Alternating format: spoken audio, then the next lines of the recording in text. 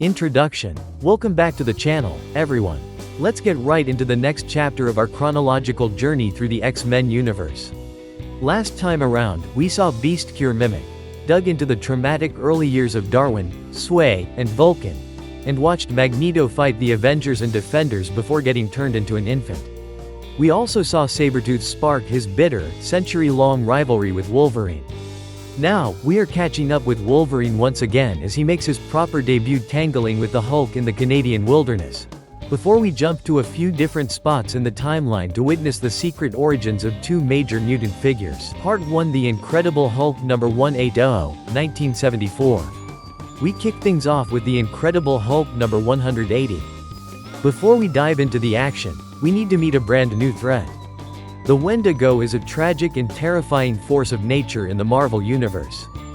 Born from a dark mystical curse tied directly to the Canadian wilderness, this towering, white-furred monster comes into existence whenever a human commits the ultimate taboo of consuming human flesh to survive. Once transformed, the victim completely loses their humanity and memories, replaced by a savage, mindless beast driven purely by an insatiable hunger. The Wendigo has incredible superhuman strength on par with the Hulk, along with enhanced speed, stamina, and durability. It also packs razor-sharp claws and a powerful healing factor that makes it almost impossible to put down. The current Wendigo is a man named Paul Cartier, who transformed after a tragic hunting accident trapped him in a cave. His sister, Marie, and his friend, George, are desperately trying to find a way to cure him using dark magic, leading them straight into the path of the Green Goliath. The story begins with the Hulk wandering aimlessly into the Canadian North Woods, looking for a quiet place away from humanity. He just wants to be left alone, but his arrival immediately triggers sensors at a top-secret Canadian military tracking installation. While the military scrambles to figure out what to do with the green giant trespassing on their soil, Marie Cartier and Georges Baptiste have their own plans. They hide out in a stone cabin and cast a spell designed to lure the Hulk to them. Marie intends to magically transfer the Wendigo curse from her brother Paul directly onto the Hulk, figuring the Hulk is already a monster anyway. The spell works, and the Hulk sleepwalks right to their cabin. However, before Marie can finish the ritual, the Hulk wakes up in a foul mood. At the exact same time, the actual Wendigo crashes through the trees, drawn to the area by the commotion. The Hulk and the Wendigo immediately lock eyes and charge at each other, kicking off a massive, earth-shaking brawl that levels the surrounding forest. They trade absolutely brutal punches, ripping up massive pine trees to use as clubs. Right as the fight reaches a boiling point, a loud voice cuts through the chaos. A man in a yellow and blue costume leaps from the bushes, claws extended. He introduces himself as the Wolverine, telling them both that they are about to get knocked out. Part 2: The Incredible Hulk number 181, 1974. The action spills directly into The Incredible Hulk number 181. Wolverine wastes absolutely no time and throws himself right at the Wendigo, deciding the giant white beast is the bigger immediate threat. He slashes wildly, his incredible speed keeping him mostly out of the Wendigo's reach. Wolverine realizes his adamantium claws can slice through the monster's thick hide, dealing some serious damage. The Hulk stands back for a second, totally confused. Since Wolverine is attacking the Hulk's enemy, the Hulk assumes this tiny, angry man is his friend. The Hulk decides to help out, and the two of them double-team the Wendigo. Together, they manage to knock the massive creature completely unconscious. With the Wendigo out cold, the Hulk turns to Wolverine, expecting a friendly moment. Instead, Wolverine immediately spins around and slashes at the Hulk's chest.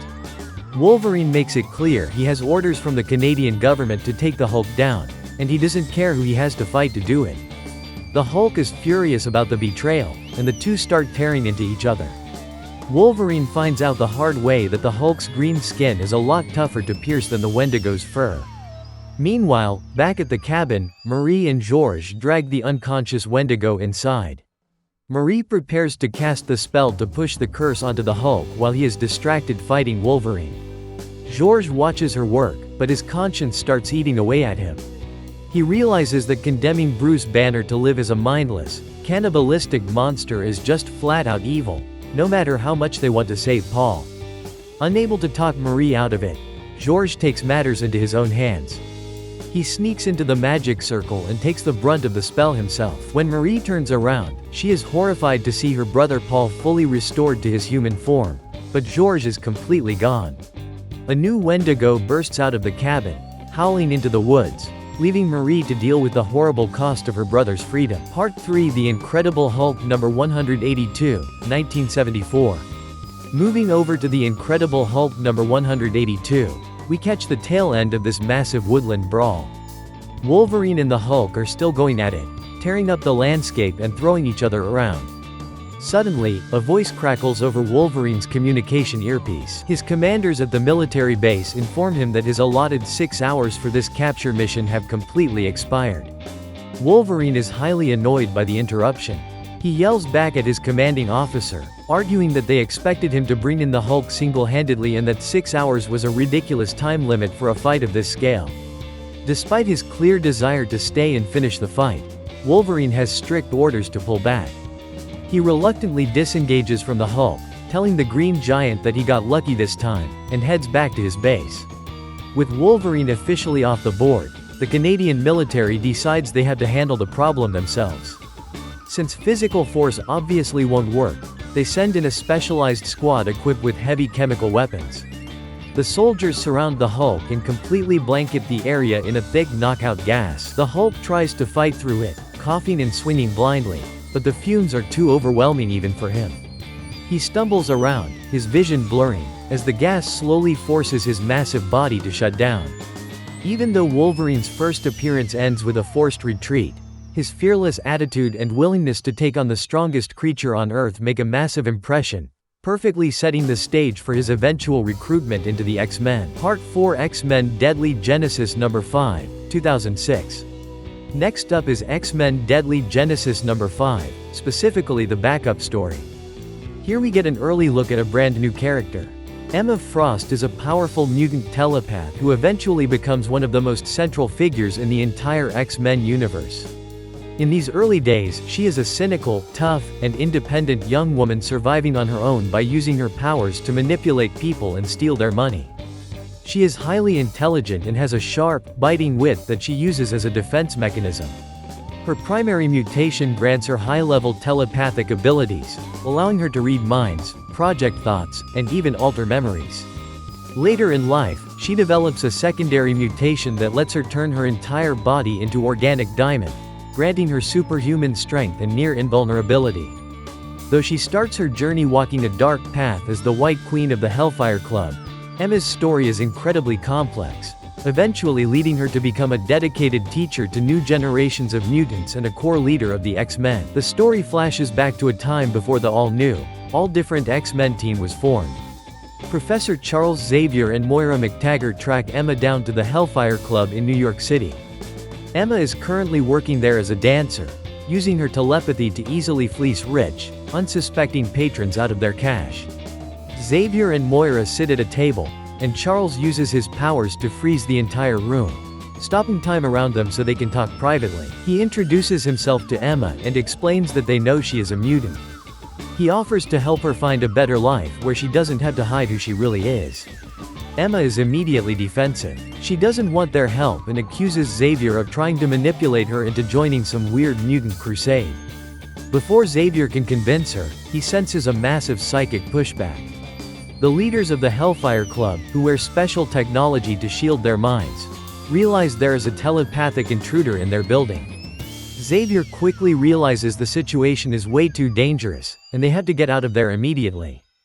To protect Emma from the club's leaders, and to hide his own tracks, Charles forcefully alters Emma's memory of the conversation. He makes her forget they were ever there, leaving her behind in the club as he and Moira escape into the night. Part 5: Giant Size Fantastic Four number 4, 1975. Finally, we jump into Giant Size Fantastic Four number 4. First, we need to introduce Jamie Madrox, also known as the Multiple Man. Jamie has a truly unique and chaotic mutation. Whenever he takes a physical impact, his body instantly generates a perfect, identical duplicate of himself. These copies share his memories, skills, and clothing, and they operate independently. Jamie can mentally reabsorb them at any time, gaining all the knowledge and experiences they acquired while separated.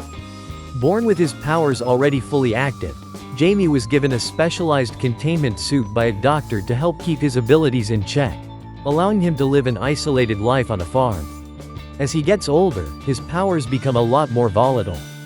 Jamie uses humor and sarcasm to deflect from his deep feelings of loneliness and identity confusion. He is a one-man army in a fight, but dealing with dozens of different versions of his own personality is a constant logistical nightmare for him. The issue opens in New York City. The Thing, the Human Torch, and Mr. Fantastic get called out to a disturbance at a train station. They find Jamie Madrox standing on the tracks, completely panicked and out of control. His containment suit is malfunctioning, absorbing ambient energy and causing him to multiply rapidly. Every time he gets bumped, or even just feels the vibration of a passing train, he creates more duplicates. The Fantastic Four try to restrain him, but this makes things worse. When the Thing throws a punch, Madrox splits into a dozen copies, and they all swarm the heroes. The fight spills out into the city streets. The sheer number of Madrox copies overwhelms the Fantastic Four, pinning them down. Just as things look bad, Professor Xavier arrives on the scene. Xavier uses his telepathy to instantly shut down the minds of all the duplicates, leaving only the original Jamie conscious. Xavier explains to Reed Richards that his mutant tracking machine, Cerebro, picked up Jamie's distress. Reed quickly inspects Jamie's suit and repairs the broken circuits, stopping the endless multiplication. Realizing Jamie is just a scared kid who needs guidance, Xavier offers to take him back to his school in Westchester. Jamie agrees, hoping he can finally learn how to manage his chaotic powers. Conclusion: that wraps up this block of issues. If you enjoyed the breakdown, please like the video and subscribe to the channel so you don't miss the next step in our chronological X-Men journey. Thanks for watching.